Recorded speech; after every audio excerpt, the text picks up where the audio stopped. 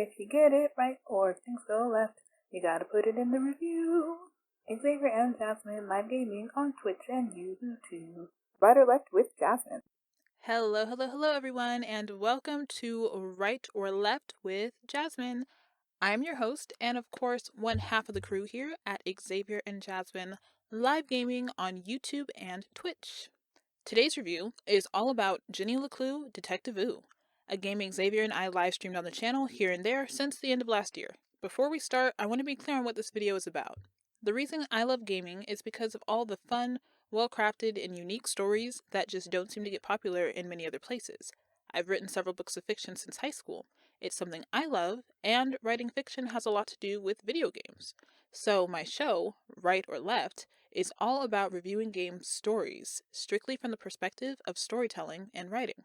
I'm looking specifically at 3 categories: character and character development, conflict, and plot. 𝙍𝙀𝙾𝙀𝙁 Detectivú is a charming, thrilling, and surprisingly dark story. I'll be reviewing the whole game story, so there will be spoilers from here on out. The story happens in a colorful world of cut-out graphics, and begins in the home office of the author of the failing 𝙍𝙀𝙾𝙀𝙁 book series. Soon after, we are taken into the strange fictional town of his books. About 13, 𝙍𝙀𝙾𝙀𝙁 considers herself a great detective. So when her mother is arrested for the murder of the town's university's dean, Jenny employs all her fearlessness and skill. She gets help from her cousin Susie, and she saves her mother. And the dean! Yay! But after reuniting, weirdly, Jenny just disintegrates. She disappears. The end.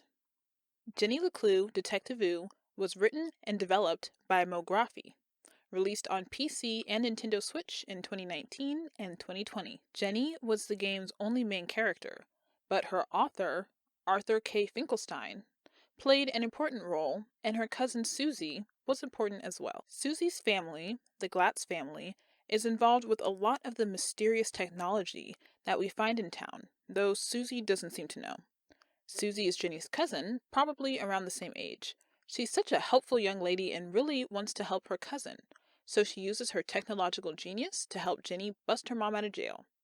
We don't see growth or change from Susie, not a main character, even as the stakes of the game got more intense. 𝙍𝙀𝙀𝘾𝙀𝙁𝘾 is the real-world author of the 𝙍𝙀𝙀𝙀𝙁 book series, and he loves his characters. We don't learn much about his personality, but we know he's motivated to write a book authentic to his vision, and adding a murder to the plot came from pressure from his publishers. The game forces Arthur to concede more and more to the powers that be, but that is only done to advance the game. Jenny was so much fun to play.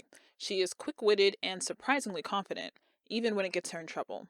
This was another refreshing example of a girl-led video game. She investigates the mysterious things going on around town, and she shares conversation with anyone, whether her friend Keith, the university dean, or the town conspiracy theorist. Everyone seems to love Jenny and encourages her escapades. Her critical thinking skills, well, the player's skills, and her determination to bring her mother to safety make it easy to root for Jenny. As the mystery of the dean's death grew into a mystery about the whole town and its history, Jenny didn't flinch. If anything, she became more determined and headstrong. Ever exciting, 𝙍𝙀𝙀𝙀𝙁𝙀 was a perfect conduit for a dark and complicated plot. As far as conflict, Arthur's conflict is with his publishers. He must choose between upping the sellability of his book or staying true to his vision. By the end of the game, we see him choosing to add murder against his original plans to the book, even contemplating murdering Jenny. It's a believable and sympathizable struggle. But Jenny's conflict is much more complicated. When the dean dies mysteriously, her mother is suspected since she had the means and motive. What motive?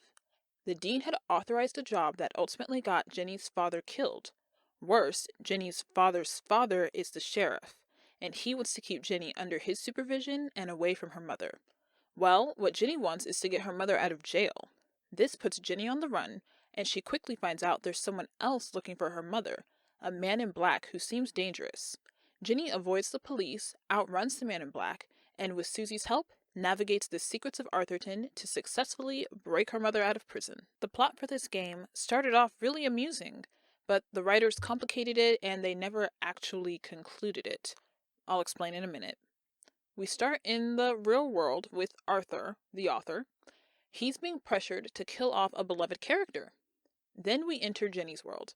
Her mom is a forensics professor at a university in Arthurton. Playing as Jenny, we use our detective skills to help her out, and we leave and talk to some adults on campus, most notably CJ, who's the town conspiracy theorist, and Dean Strasberry. Not long after, we stumble upon a dead body. It's the dean. Fast forward, and our mother is named the prime suspect.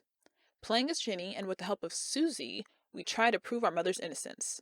The search for evidence leads her all over the underground, where she discovers hidden technology, powerful energy sources, and coded messages. When she learns there's a man hunting her mother, she turns her attention to saving her mom at any cost. Underground, she discovers a network of old mines and a lot of controversy. She also finds a transmission from her father. She eventually saves her mom, and mom's not having any of this "dad's still alive" talk. Right before the game ends, we find out Dean Strasberry is still alive. He and our mom needed to disappear him for some reason that they do not disclose. The game cuts to Arthur, and he has to make the choice whether he will kill Jenny to appeal his publishers. Cut back to the scene with our mom and the dean, and Jenny vanishes. Cut, end scene, roll credits, good night, that's where the game ends for some reason. The plot leaves some serious unanswered questions, besides just not finishing the story. The town's mining history, the meaning of all the technology, and how no one seems to know about it, and just what the dean is up to. After beating the game, I learned that 𝙍𝙀𝘾𝙀𝙉 Detectivú came into existence through a successful crowdfunding effort, and the developers simply didn't have the capital to build the next chapter of the game. I hate that for them, but I won't let them slide on an unfinished narrative. Honestly, I loved Jenny. If you watched my review of Little Miss Fortune, you'll know I love to see girls portrayed as capable and confident in video games. In fact, while we streamed it, I described Little Miss Fortune as the tethered of Jenny LeClue. What I'm saying is I loved the writing for Jenny. Some of her dialogue choices were so outlandish, and the writing made me really want to lean into her sharp personality. Her bravery was ridiculous at times, but it never felt forced or unbelievable.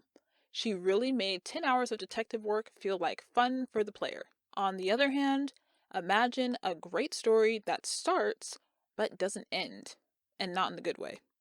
This game kinda tuckers out and then just cuts off. Did I mention the plot was complicated? This game is a great example of why this show exists. Don't get me wrong, Jenny LeClue was a pretty fun game, but the entire experience is weighed down by its incomplete writing. Hey everyone, hope you're enjoying. This is Xavier and Jasmine Live Gaming, the channel on YouTube and Twitch. We stream video games live Monday, Wednesday, Friday, and the weekends at 9:00 p.m. Central Standard Time. You can click in the description of this video to see what we're playing on the channel right now. I'll see you back in the review with my final thoughts. It's hard to pull an overlying lesson from a partial story, but I think overall, Jenny LeClue's story is teaching us not to take no for an answer, especially kids. Just because there's authority and dangers and other complicated things involved, if you're really passionate about something, you should go for it. On the one hand, I really enjoyed where the game was taking me. On the other hand, it didn't end up actually taking me anywhere. If I only considered the story, and only the story that was accessible to me, assuming it ends where the game ends, I have to give Jenny LeClue Detectivú a 4 out of 10 for story alone.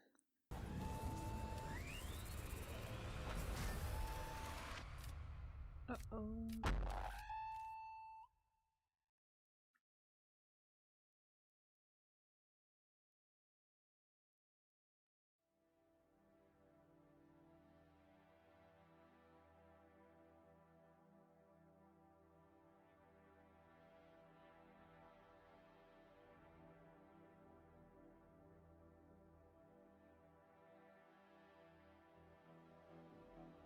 Jasmine. So I could understand why you might force him into a position where, well, if you want to know the story, you gotta pay for episode 2. I get that. But why would I pay for episode 2? Y'all didn't even finish episode 1.